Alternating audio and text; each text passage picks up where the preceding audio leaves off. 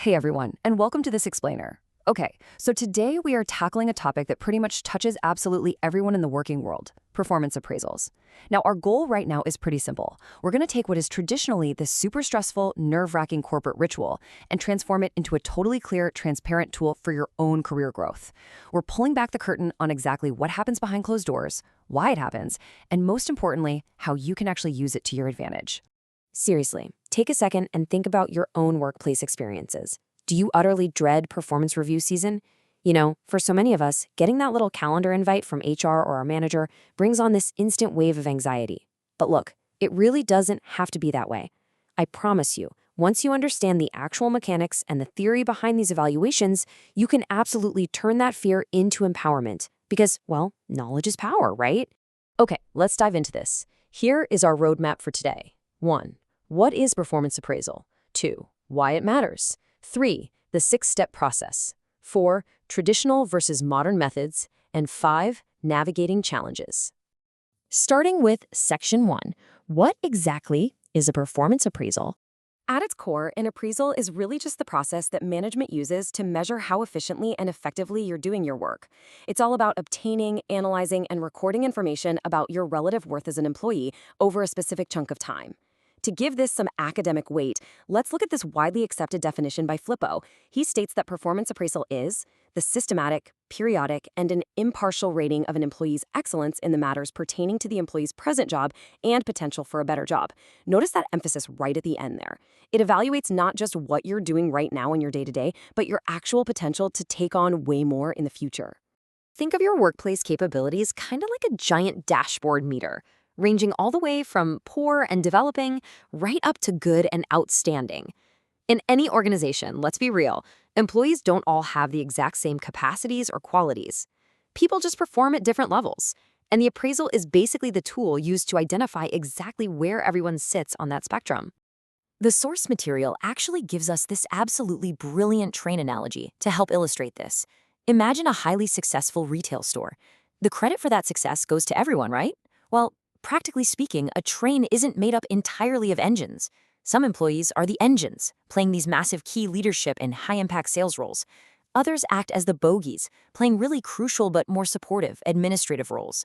While everyone has to work together to move forward, management uses performance appraisals to fairly evaluate these completely different contributions. Or, as the text puts it, to separate the grains from the chaff. Moving right along to Section 2. Why performance appraisals matter. Now, if you've ever felt like reviews are just this bureaucratic HR box-ticking exercise, this section is for you.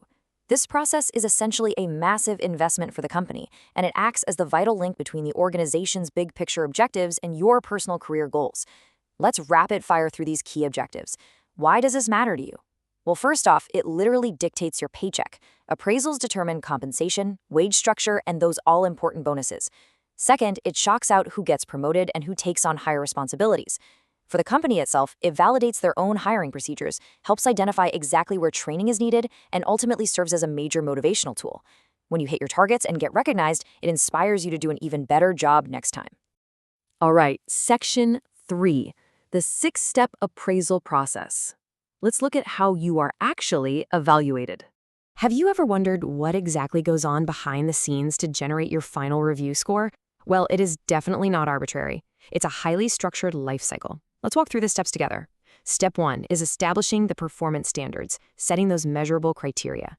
Step 2 is communicating those standards so you actually know what's expected of you.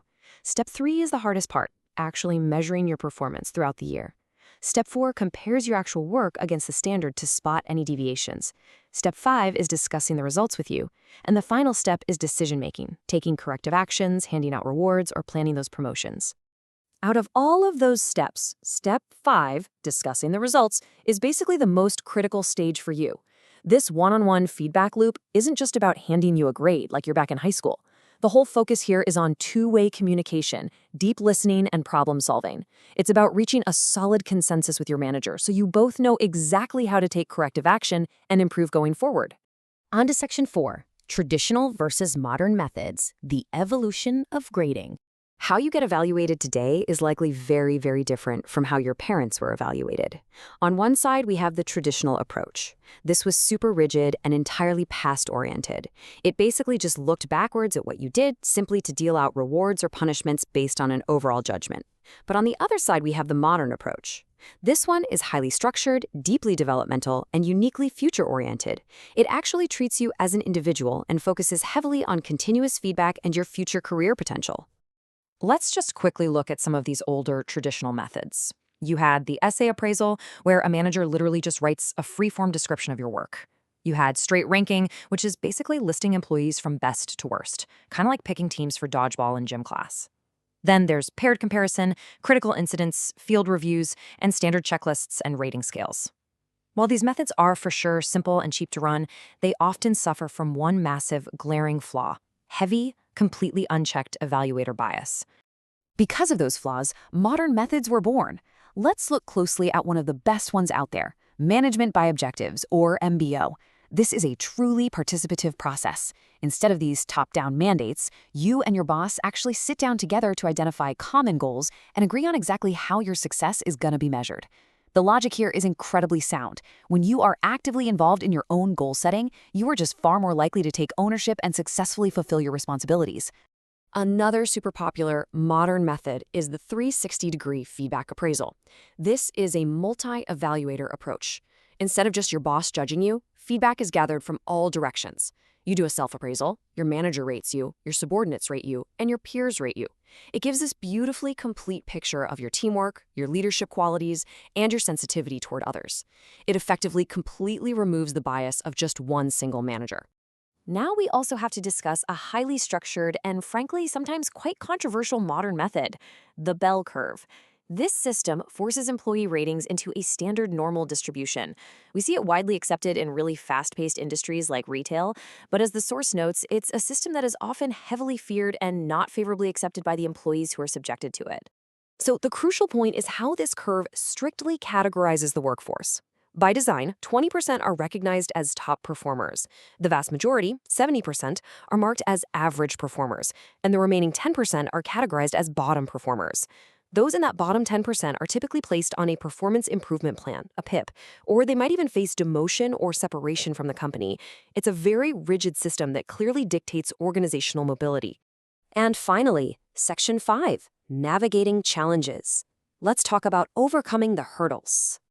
Look, we've established that the evaluation system is absolutely vital for growth, but let's be very clear. It is far from perfect. It's so important to know the watchouts so you can advocate for yourself. Organizations face massive hurdles in making appraisals fair. Sometimes they just can't determine truly measurable criteria. Other times, you're dealing with straight-up evaluator incompetence, managers who just aren't trained to give objective reviews. Then there are rating errors based on personal bias, like the halo effect. This is where one really good trait, like, say, making incredible office coffee, influences the evaluator to rate your spreadsheet skills highly too. When these systems fail, it leads to deep employee resistance and high attrition. Talented, disgruntled employees will simply leave to seek greener pastures, and that costs the company huge amounts of time and money in recruitment. And that brings us to the end of our breakdown. The next time you get that calendar invite for a review, you really don't need to panic. You now know the methodology behind the madness. So I'll leave you with this provocative question. Which method is your organization using to measure your potential? Go find out. View your next review not as some scary test, but as a transparent system you can actually master. Thanks so much for joining me on this explainer, and keep learning.